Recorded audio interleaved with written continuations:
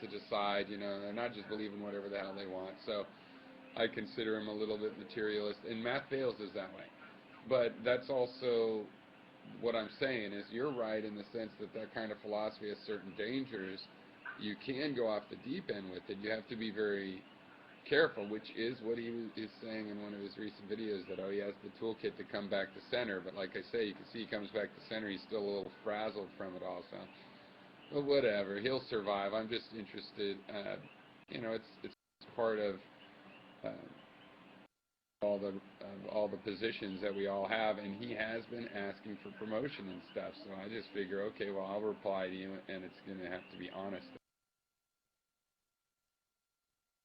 Yeah, well, I played along in the beginning, and you know, but yeah, you know, I didn't know it was going to be a forever running series, and so yeah, I'm just not going to play that game. Because in a way, too, it doesn't meet my agenda. Is really the only reason. I mean, if I was an entertainer on YouTube, well, then maybe I'd play along.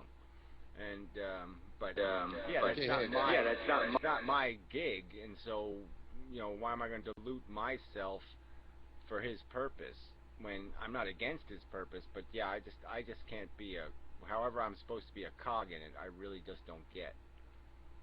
Yeah, okay, so back on the other thing. So the thing about the wiki, one of the first, it's actually the second, but I'm going to promote it as the first example argument was, this article is, what's it called? I think it's called Objective Suffering Theory.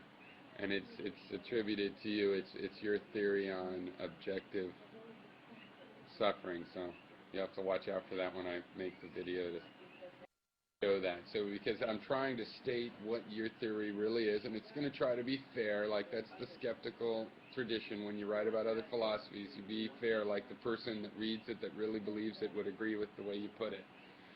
But then I can also go in there and rebut it and say, oh, but there's no objective suffering either, and well, and so on. Yeah, well, I'll definitely play along with this idea because, you know, I like the idea of it. I mean, I always suggested the kind of idea where you had two opposing arguments, and you had a group of people, you know, that was selected, you know, that there was a group and you had to be part of the group, or whatever, the group had to endorse you, and they write their argument, you know, and it's only one argument, but they keep modifying it to how the other person modifies their argument. So whatever the subject is, you just keep trying to make the perfect argument in whatever the limitation is, 10,000 words or 1,500 words or whatever it is, and you just keep trying to make it more and more perfect, you know, so you just keep re-editing just one argument over and over. Well, Wiki's a good starting technology, and then on top of that, you can have wiki bots that like read pages, count votes, and post other pages. So you can, it's a little bit kludgy, but you can get all the features you need that way, and you start to integrate.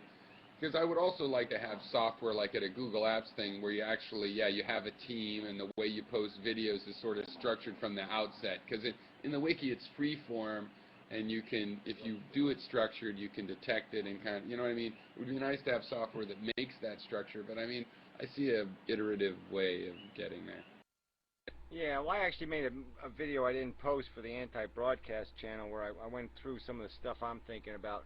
Because I want to make like a Twitter, but, you know, not a Twitter, you know, and you know, something that where only a select, like where just any old asshole can't be somebody who recommends. And so like you'd have a little button on your browser, and when you're on a page that was interesting, you'd hit that button and you could add a little comment to it or whatever, and it's only and because it was only 20 people that you can trust their editorial judgment, that you'd get one collective Twitter page, or whatever you want to call it, one central page that was devoted to just this one central subject. And just that way of organizing, because it is the noise that's the problem. It's the problem with wikis, is you get into this noise thing, and if you get the bots and votes, and, you know, if the wrong people are voting, what's the point of having voting? It's like voting is completely irrelevant in our philosophical community, because we know it has nothing to do with the value of the argument or the integrity of the argument. It just has to do with who's on the popular list and who isn't. Yeah, I totally agree with you. The rating systems for any of these things that I'm building was and just tinkering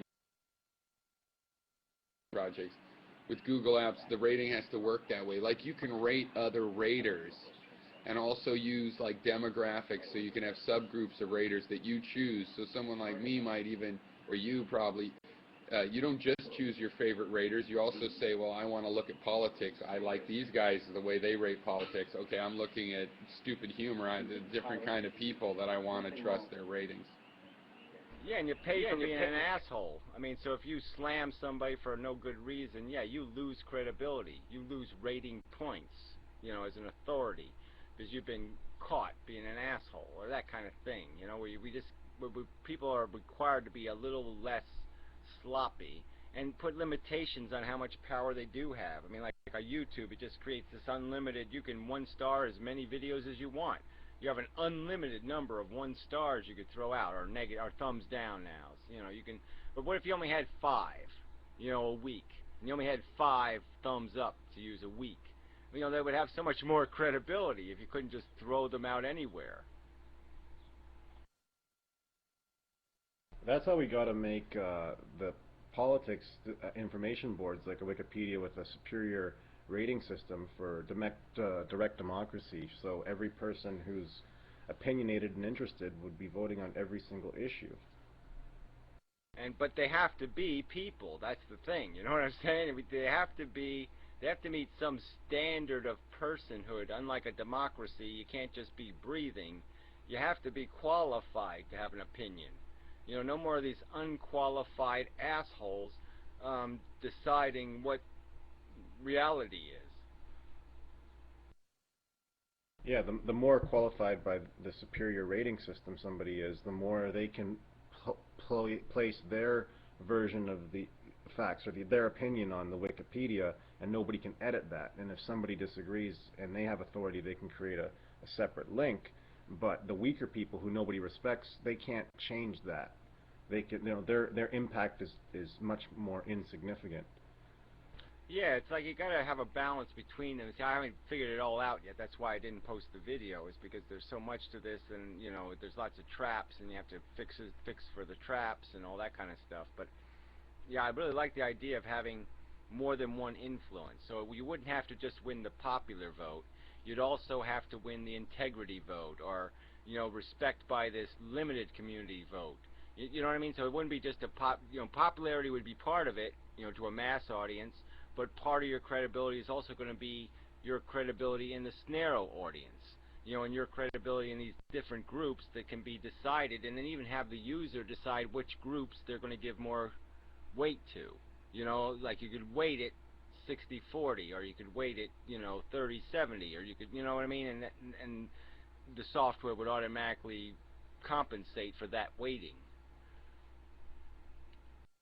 Yeah, absolutely, and I think the impact on politics would be tremendous, because it would take all the decision making out of the room with the politicians who are influenced by who's ever, you know, lobbying or presenting to them, and it would bust it open to the public, and anybody who wanted to get involved and build up their own credibility could start getting involved in building up their own credibility and seeking out better sources for it, and then you just have a much better system with so many more people playing and contributing significantly, rather than just going to the polls once every 4 years and here's my ticket, drop in the box, you know, no wonder people get screwed all the time.